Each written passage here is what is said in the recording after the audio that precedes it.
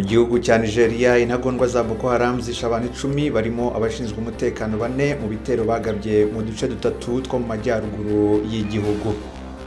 Abaturage muri Repubulika ya Centrafrica bitabiriye amatora ku bwinshi nubwo hakomeje icyuka cy'intambara. Ingabo za leta n'ibihugu bibafasha bagerageje gukumira inyeshyamba kugaba ibitero kuri uwo munsi w'itora. Muri Nigeria naho abaturage kuri iki cyumweru biriwe mu matora azatuma ku nshuro ya mbere habaho kubisikanya ku butegetsi mu mahoro nyuma y'igihe igihugu kibasiwe n'ibikorwa by'iterabwoba.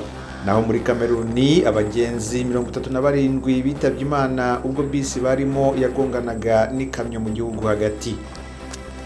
Muri Afurika y'Epfo ho umubare w'abantu banduye virusi ya corona wamaze kurenga miliyoni kuva icyo cyorezo kigeze mu gihugu mu kwa gatatu.